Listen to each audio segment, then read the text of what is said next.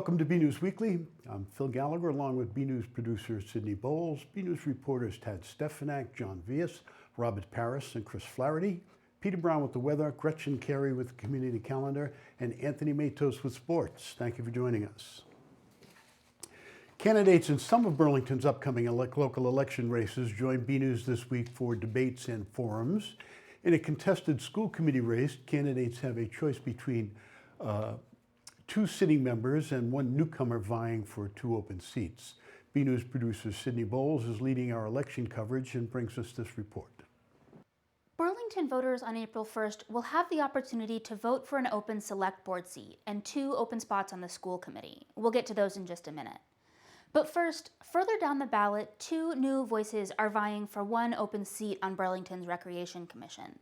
Lindsay Carlson and Brian Pupa are both competing. In forums with BNEWS, both candidates emphasized that as parents and longtime community members, they're invested in building parks and programs that work for everyone, and they both shared visions for the Commission's future. As a candidate for the Recreation Commission, I have learned about the many challenges the Commission currently faces with meeting budgets, maintenance staffing, the location of the pickleball courts, and the reimagining and future outlook of our many parks and fields, including the Simons Playground and Overlook Park. I am excited about the proposed 20-year facility plan, which will further seek the public's help and opinions on what they would like the parks to offer through focus groups and needs assessments. I look forward to building relationships with private funders who make many of the town events possible. I think there's some opportunities for growth on the board.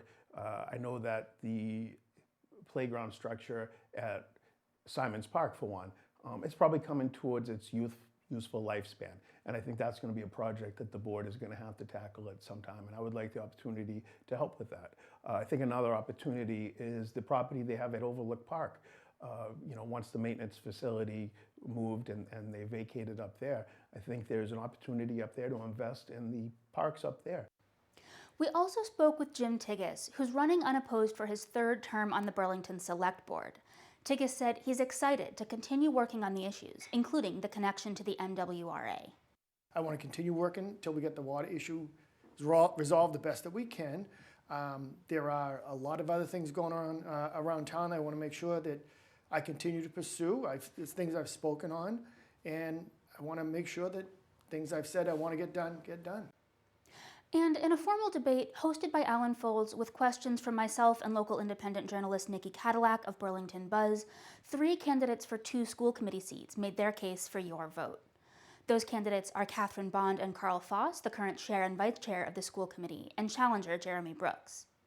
The wide-ranging discussion covered how candidates would prioritize upgrading and replacing BPS schools, their approaches to diversity, equity, and inclusion, and their thoughts on attracting and retaining talented and diverse teachers. In one question, journalist Nikki Cadillac asked how the candidates would respond to parents' concerns that the district had not sufficiently communicated about an incomplete equity audit and some high-profile staff departures. Jeremy Brooks answered first. So you bring up a lot to unpack there between the audit, the departure of a lot of staff, and what we need to do.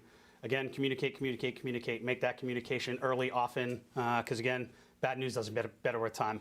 That's something I've heard throughout my life, and I think it rings true in this situation. If something happens, there's an incident, whether it's a mistake or not, own it, get a get-well plan, communicate that get-well plan, and just be forthcoming with your information. As much as we would like to have gotten some information out a little bit sooner about the assistant superintendent and what was going on, we couldn't share a lot. We couldn't share anything about that situation until everything was finalized. So I want to make sure that people do understand that there is protocol that we have to follow.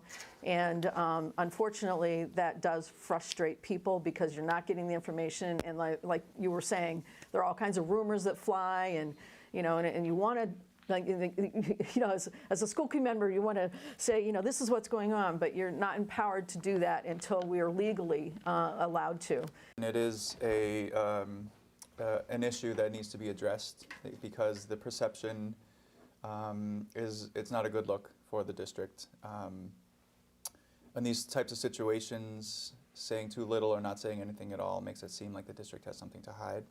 As Catherine mentioned, there are certain aspects that we're not able to discuss because it's legal issues or personnel issues, but the communication does need to be better, because we can give people, or give the district, all the stakeholders in the district, some information. We don't need to tell the whole story, but something. The full conversations with all of these candidates are available at bcattv.org. Phil, back to you.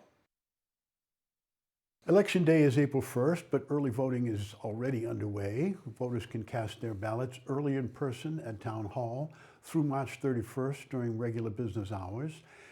And if you want to vote by mail, fill out a vote by mail application and send it to the town clerk by March 27th to get a ballot mailed to you in time for the election. On election day itself, the polls will be open from 8 a.m. to 8 p.m. at Burlington High. For more information, contact Town Clerk Amy Warfield at vote@burlington.com. Burlington Public Schools has a long-awaited new Assistant Superintendent to lead the district alongside Superintendent Eric Conti. Lisa Chen comes to Burlington from Louisa, Virginia, where she served as Director of Middle School Education and Professional and Virtual Learning for K through 12, and as an Assistant Superintendent for Instruction. She's also been a Principal and Assistant Principal in Virginia and Massachusetts schools.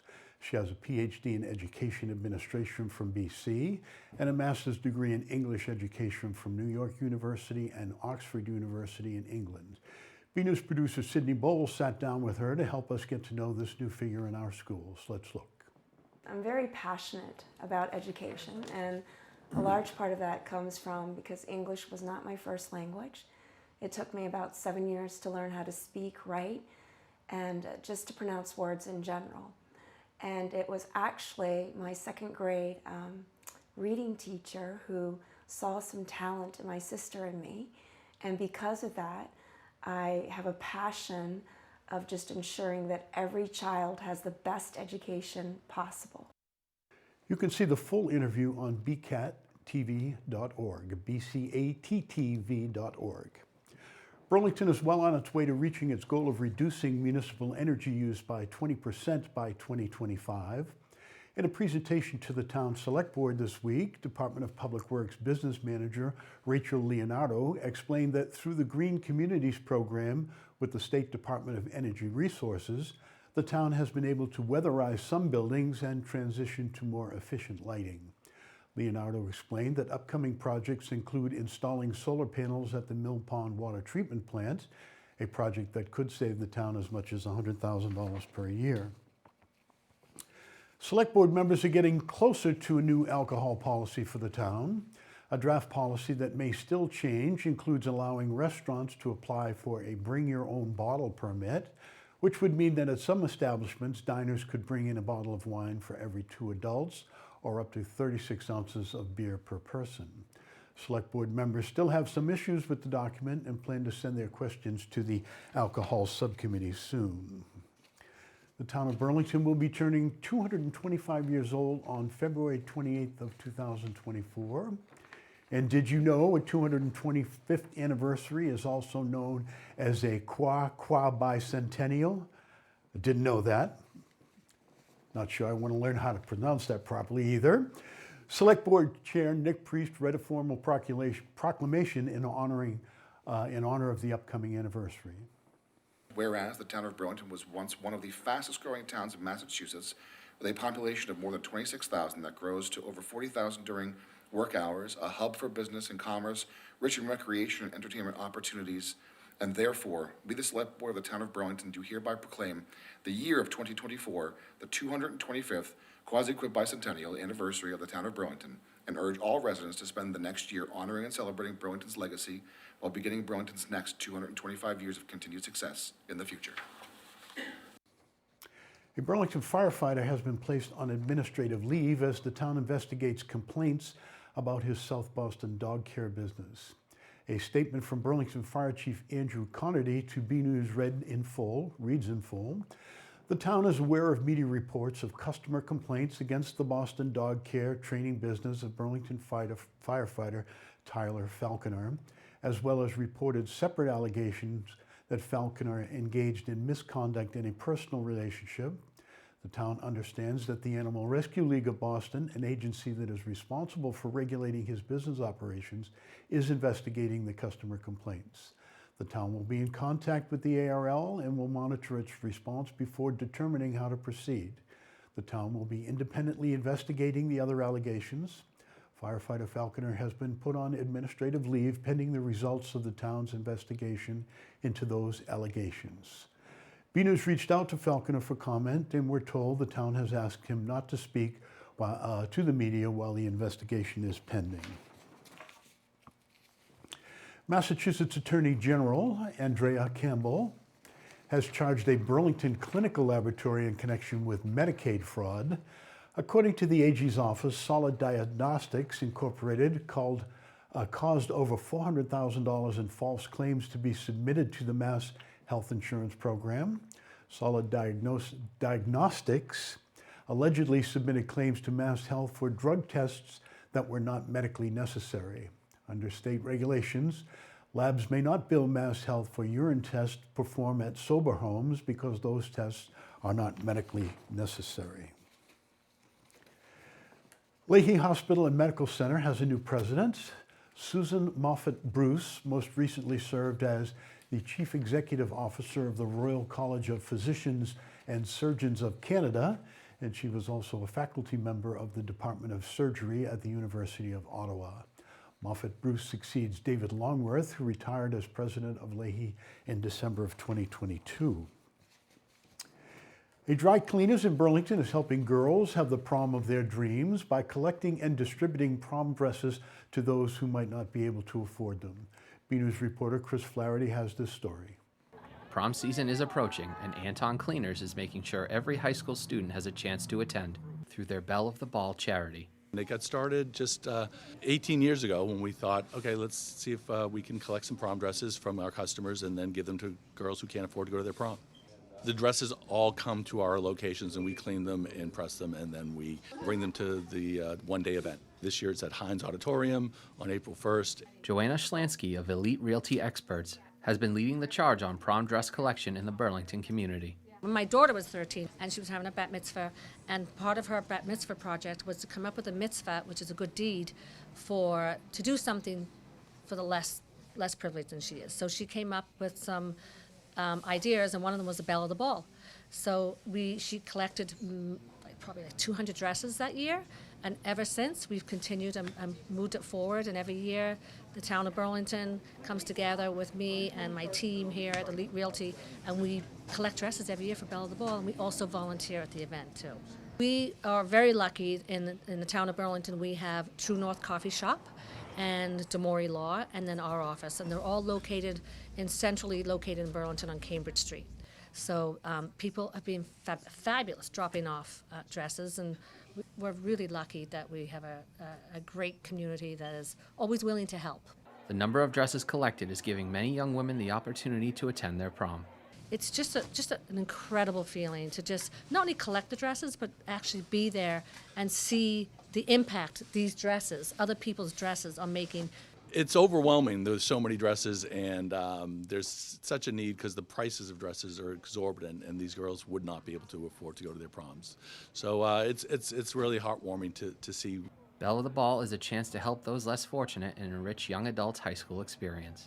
I think people will understand that there are so many young adults out there that cannot go to their prom. It's so expensive, and so I want people to know that there are ways to contribute to help people less privileged than ourselves.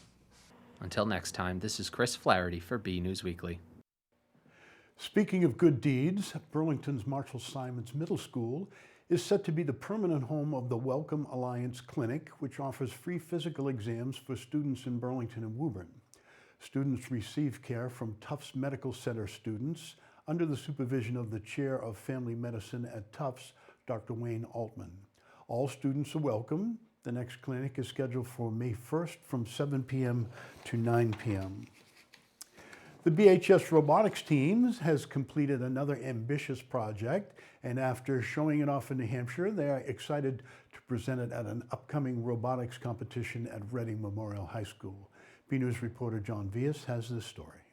The young tech wizards of DevilBots 2876, Burlington High's longtime and ever-growing robotics team, have brought their latest creation to life, and they're ready to show them off and compete with other groups who share the same passion.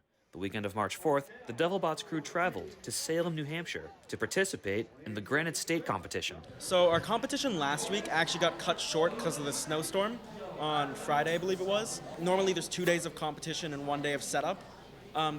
They cut everything down to 1 day of competition. So they cut off, I think, 30 or so qualifiers, and they shortened the finals too. I believe if we had more time at that competition, we would have done better, because at the beginning of the competition, our driver hadn't really had a lot of time to practice, so he was getting much, much better as the matches progressed. And by the end of the competition, we were consistently scoring 14th place. The robot was only a prototype when BNEWS last caught up with DevilBots. And through many hours at the drawing board, along with programming and testing, it's evolved into something greater. We have 4 to 5 meetings per week, depending on the week, and each meeting is 3 hours plus 10-hour one on the weekends. It's definitely obvious that we spend a lot of time on it. It's way different than our practice bot. Our practice bot is just our drivetrain, and then we've built onto it. And there's no rest for the hardworking members of DevilBots 2876 as it gets closer to the day of a competition. And on the day of, all hands are on deck. They'll be competing at Reading Memorial High School on Saturday, March 18th. We're going to bring our robot to the pits. We're going to check everything, make sure nothing got damaged in transport, which has happened before. And then on Saturday, we're going to come bright and early at like 8 a.m. and we are going to start our qualifiers. We might have a few practice rounds before, but we'll have around 12 qualifiers, I believe. And based on the outcome of the qualifiers, we'll be put into alliances, which are their way of doing finals, which is basically the top 8 teams get to pick their teams to work with them, and then I believe it is something like 24 out of the 40 teams get to move on to the finals that day, and then the winners of those get to move on to the districts. You know, I love this stuff. Like, this didn't exist when I was a kid. I would have been totally all over it. And yeah, having people that like want to go and like learn how to drill holes and things and work on CAD models and stuff like that is really fun. And yeah, they're really getting a lot out of it as they see the robot that they built perform in competition. From the lower library at Burlington High School, this is John Vias for BNews. Beloved community organizer Leo Abramoff has passed away after a 9-month battle with stomach cancer. He was only 36 years old. Leo had been married to his wife, Carrie Lynn, for 9 months when he was diagnosed with cancer. The two faced his illness with dignity, humor, and unyielding support. Leo loved the outdoors and running. He was also active in advocating for transgender rights, and along with Carrie Lynn, founded and organized Burlington's annual LGBTQ Pride celebration. Loved ones are hoping to dedicate a memorial bench to Leo in the town common, and the annual Pride event is to be renamed Leo's Pride in his honor. Now let's turn to the weather with Peter Brown, and stay tuned for your community calendar with Gretchen Carey. Well, hello everyone, this is Peter Brown with Look at Your Weather for the next 7 days. Here we are heading in towards the official start of spring. Spring will be arriving at the start of next work week on Monday, so that's great news for those of us who want to chase winter out the door. Now, as we start our period on Friday, we're going to be seeing temperatures about average for this time of the year, up in the upper 40s to around 50. Going to be a little dreary out there, so just keep that in mind. As we get towards the end of the period, next Thursday, we should see temperatures again in the around 50, in the low 50s. Probably going to be a couple of degrees cooler than that, as we're going to see a persistent easterly wind coming into the Burlington area. Now, looking at our temperature map, pretty typical for what we've been seeing over the past month or so. Average temperatures, I think we're actually going to be a little cooler than that. In my opinion, I think we're going to be a little bit cooler than our average highs, probably sticking more down in the low to mid 40s if we have a cool wind coming in off of the ocean. Now, looking at our precipitation chances, Climate Prediction Center is calling for us to have above average precipitation. I'm not quite sure where they're seeing that, because it looks like it's going to be fairly dry out there for the next 7 to 10 days, which is some great news as we've had so much stormy weather and wet weather over the past couple of weeks. However, as we get into the weekend, we're going to see that sun come back out, and we're going to see the temperatures actually fall Saturday into Sunday, especially as we get into Sunday. Sunday's going to have a real midwinter feel out there. It's going to be breezy, temperatures only in the mid-30s, even with that bright March sunshine out there. Then as we get in towards the start of the work week, those sunny conditions are going to continue, and we're going to see our temperatures go up a little bit each day. We're going to see a couple of weak storm systems passing us by well to the south, and that's going to keep the general wind flow coming in off of the ocean. So if you're in Boston, it's going to be a pretty chilly week there with that wind coming in off of that cold ocean. Not quite as bad here in the Burlington area, but still a couple of degrees below average, but it doesn't look like we're going to have anything really chilly or frigid out there. Just keep in mind, we're going to have some pretty cold mornings out there, so not time to start planting yet as we have those clear skies at night over the next few days or so. So everyone, get out there, enjoy the weather, and have a great week.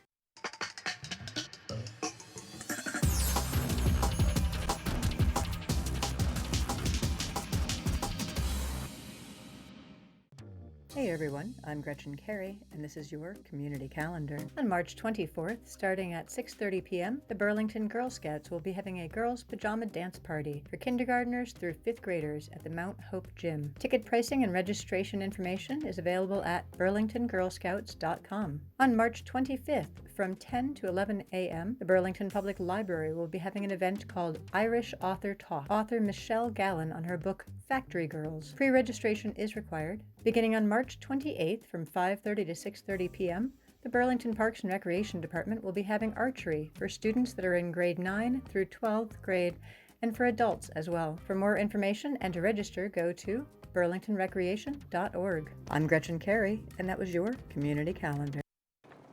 Let's check in with the athletes in Burlington schools. Anthony Matos has this wrap-up. Hey everyone, I'm Anthony Matos. This week's sports report. The winter sports season is all over. We had a recap on the rest of the teams that competed in the playoffs. Burlington Youth Basketball Association's 6th grade girls team had their final game of the season this past week. BNEWS sports reporter Robert Paris has more.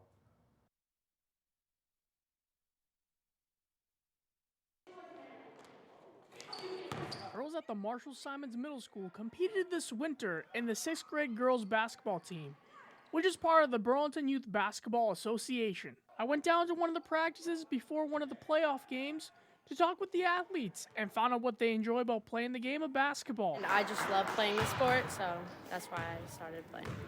I started at a very young age and I fell in love with it right away, and then my dad kept pushing me and that made me fall in love even more.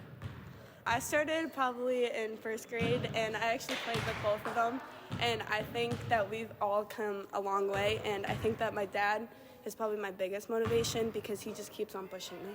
We have pushed really hard this season, and we know we wanted to continue, so that made us play our hardest. I think we've all came a long way. When people are on the bench, we have very loud intensity, and that gets us hyped up. And before the game, our coach gives us a nice motivation talk, and I think we're all nervous before the game, but I think when we hype each other up and we have high motivation, that we can go out there and win the game. I like that everyone's encouraging and doesn't let anyone feel bad. Yeah, everyone is encouraging, and we encourage each other from the benches, which is good. Cheering is pretty fun. Everyone's really they are pretty inclusive, and they'll listen to each other, which is really nice. So we kind of it's a really good team, yeah. The team finished the regular season with a 10-9 record. Those 10 wins were against Wilmington twice, Stoneham twice, Amesbury, Billerica, Beverly, Dracut, and Tewksbury twice. In the playoffs, the team beat Chelmsford 44-24. They then traveled to Nashua, New Hampshire, where they lost a heartbreaking score of 39-38. For more information on the Burlington Youth Basketball Association, go to their website at burlingtonyouthbasketball.org. From Mount Hope, I'm Robert Paris for BNews Sports. News, Marina Callahan, Red Dove alumni, is heading to the Elite Eight in the NCAA Division Women's Basketball Playoff Tournament. According to the Assumption website, this will be the first time in program history that the women's team will head to the Elite Eight. The team finished 27-5 in the regular season and had to get to this point where they defeated Dominican University of New York 71-49 in the first round, Bentley 62-47 in the round of 32, and Jefferson 62-57 in the Sweet 16. They will compete at the St. Joseph Civic Center in St. Joseph, Missouri against the University of Minnesota Duluth. Congrats to Marina, and catch the rest of the team for their success. You can catch the game March 20th at 3:30 p.m. For more information about this game, go to AssumptionGreyhounds.com. Junior Grace Hannafin competed at the 200-meter at the New Balance Nationals in Boston. Hannafin finished the new school record time of 25.6. Congrats, Grace, on the accomplishment. In addition, 7 athletes from the boys track team were there as well, including Rithik Prakash in the 2-mile and the 5K, Elijah Walensky in the pentathlon, Julian Saka in the shot put, and Robbie Benjamin, Colin Murray, Tyler Callahan, and Charles Desmond in the shuttle hurdle team. Prakash finished the 2-mile in 63rd place at the time of 9 minutes 20 seconds, .84, and finished 5th place in the 5K at 15 minutes and 78 milliseconds.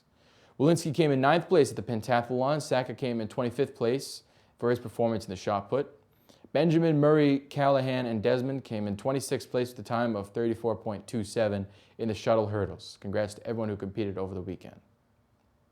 For more Red Devil action, go to bcattv.org/sports and check out our Twitter page at BNEWS Sports. That's all for now. I'm Anthony Matos. Back to you guys in the studio.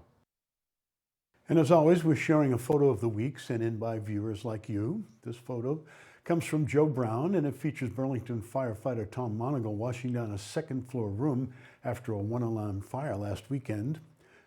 Thanks, Joe, for sending that in. We'd like to share your photos. Send them to us at bcat@bcattv.org with the subject line Photo of the Week. And that's it from the news desk here at BNEWS Weekly. I'm Phil Gallagher, along with Sydney Bowles, Tad Stefanak, John Vias, Chris Flaherty, Robert Paris, Peter Brown, Gretchen Carey, and Anthony Matos. Thank you for joining us.